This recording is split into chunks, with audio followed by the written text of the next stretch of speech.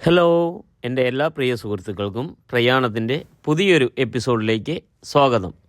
ഇത്തവണ പ്രയാണം വടക്കൻ ജില്ലയായ കണ്ണൂരിലാണ് ആരംഭിക്കുന്നത്. കണ്ണൂരിൻ്റെ മണ്ണിൽ ആധ്യാത്മികതയുടെ അനുഗ്രഹം ചൊരിയുന്ന നിരവധി പുണ്യക്ഷേത്രങ്ങളുണ്ട്. രാജരാജേശ്വര ക്ഷേത്രവും മുത്തപ്പൻ കോവിലുമെല്ലാം അതിൽ പ്രസിദ്ധമാണെങ്കിലും കണ്ണൂരിൻ്റെ ചരിത്ര താളുകളിൽ നിന്നും അടർത്തിയെടുത്ത ഒരു ആധ്യാത്മിക ചൈതന്യമാണ് പുരളിമലയുടെ താഴ്വാരത്തിൽ സ്ഥിതി ചെയ്യുന്ന മുഴക്കുന്ന് ശ്രീ മൃദംഗശൈലേശ്വരി ക്ഷേത്രം. പ്രയാണത്തിൻ്റെ ഇന്നത്തെ വീഡിയോ അത്ഭുതങ്ങളും ചരിത്രവും ഉറങ്ങിക്കിടക്കുന്ന ഈ ക്ഷേത്രാങ്കണത്തിൽ നിന്നാണ്.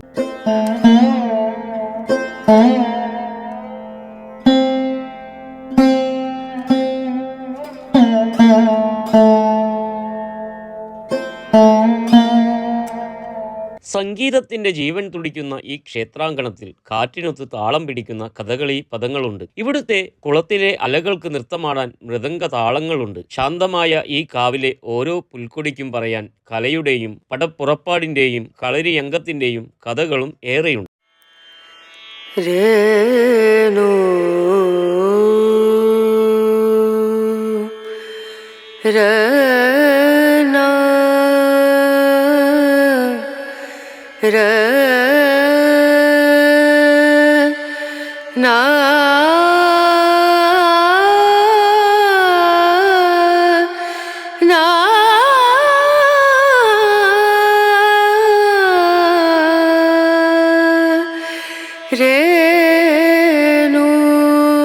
ആരവല്ലി പർവ്വതനിരയുടെ താഴ്വരയിലുള്ള പുരളിമലയിൽ ദേവലോകത്തു നിന്നും ഒരു മൃദംഗം വന്ന് വീഴുകയും ആ സ്ഥലം പിന്നീട് മൃദംഗശൈല നിലയം എന്ന് അറിയപ്പെടുകയും ചെയ്തു എന്നാണ് ഐതിഹ്യം. മൃദംഗ രൂപത്തിൽ പ്രത്യക്ഷപ്പെട്ട ഭഗവതിയുടെ ചൈതന്യം ആവാഹിച്ച് സാക്ഷാൽ പരശുരാമൻ ഇവിടെ പ്രതിഷ്ഠിക്കുകയും ചെയ്തു.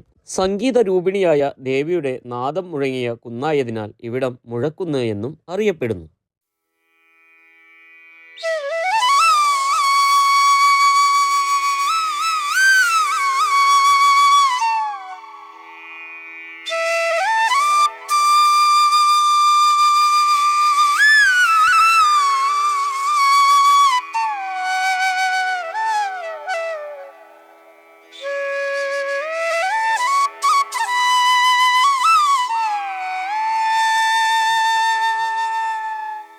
ശാന്തഭാവത്തിലും രൗദ്രഭാവത്തിലും ദേവിയെ ആരാധിക്കുന്നവരുണ്ട്. നമ്മൾ ആഗ്രഹിക്കുന്ന രൂപത്തിൽ ദേവിയെ നമുക്ക് ആരാധിക്കാം എന്നത് ഈ ക്ഷേത്രത്തിന്റെ മറ്റൊരു പ്രത്യേകതയാണ്. അസാധ്യമെന്ന് കരുതുന്ന പലതും പ്രാർത്ഥന കൊണ്ട് ദേവി അനുഗ്രഹമായി ചൊരിഞ്ഞതിന്റെ നൂറ് കഥകൾ ഇവിടുത്തെ ഭക്തന്മാർക്ക് പറയാനുണ്ട്. കേരളത്തിന്റെ മുൻ DGP ആയിരുന്ന അലക്സാണ്ടർ ജേക്കബ് ഈ ക്ഷേത്രത്തിന്റെ അത്ഭുതങ്ങളെക്കുറിച്ചുള്ള ഒരു പ്രബന്ധം തന്നെ സമർപ്പിച്ചിട്ടുണ്ട്.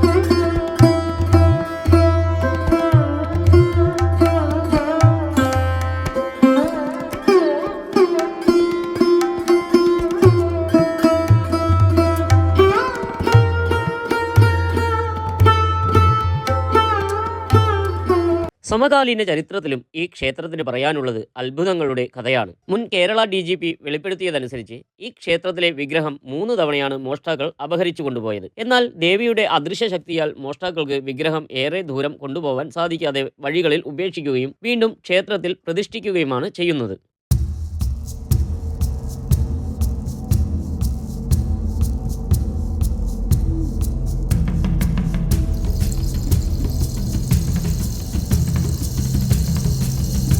പുരളിമലയും പോർക്കലി ദേവിയും മൃദംഗശൈലേശ്വരി ക്ഷേത്രവും എല്ലാം കേരള ചരിത്രത്തിൽ ഇടം നേടുന്നത് ധർമ്മ സംസ്ഥാപനത്തിനും സ്വധർമ്മ സംരക്ഷണത്തിനുമായി പടവാളെടുത്ത വീര പഴശ്ശി രാജാവിലൂടെയാണ്. പോർക്കലി ദേവിയുടെ ദാസരായിരുന്ന പഴശ്ശിയും അനുയായികളും പടയൊരുക്കത്തിനു മുൻപ് ദേവിയുടെ വെളിപാട് ആരാഞ്ഞിരുന്നു എന്നത് ദേവിയോടുള്ള സുദൃഢമായ വിശ്വാസത്തെയാണ് വെളിപ്പെടുത്തുന്നത്.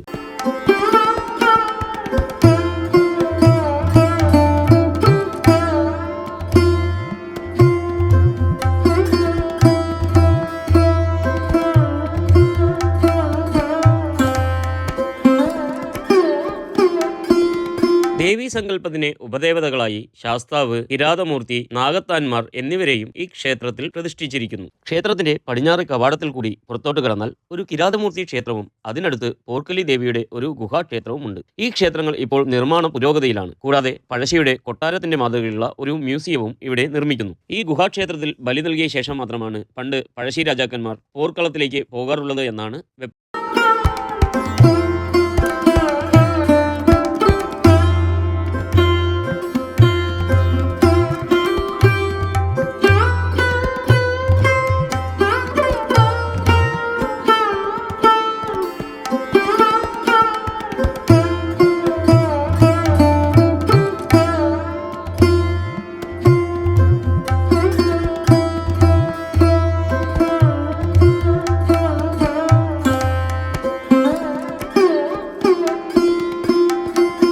കേരളത്തിന്റെ തനത് കലാരൂപമായ കഥകളിയായും ഈ ക്ഷേത്രത്തിന് അഭേദ്യമായ ബന്ധമുണ്ട്. പ്രാചീന കലാരൂപമായ രാമനാട്ടത്തെ മറ്റൊരു രൂപത്തിൽ ചിട്ടപ്പെടുത്തിയാണ് കോട്ടയം തമ്പുരാൻ കഥകളിക്ക് രൂപം നൽകുന്നത്. കഥകളിയിലെ സ്ത്രീവേഷം ചമയിച്ചെടുക്കുന്നതിന് വളരെ വിഷമിച്ച തമ്പുരാൻ മൃദംഗ ശൈലേശ്വരി ദേവിയെ പ്രാർത്ഥിക്കുകയും സാക്ഷാൽ ദേവി തന്നെ ചമഞ്ഞൊരുങ്ങിയ കഥകളിയിലെ സ്ത്രീവേഷമായി ഈ ക്ഷേത്രകുളത്തിൽ തമ്പുരാന് ദർശനം നൽകി എന്നതുമാണ് വേറൊരു ഐതിഹ്യം. അതിനാൽ ഇന്നും ലോകത്തെവിടെയും കഥകളി തുടങ്ങുന്നതിന് മുമ്പുള്ള വന്ദന ശ്ലോകം സാക്ഷാൽ മൃദംഗ ശൈലേശ്വരി ദേവിയുടെ പ്രാർത്ഥനയോടെയാണ് ആരംഭിക്കുന്നത്.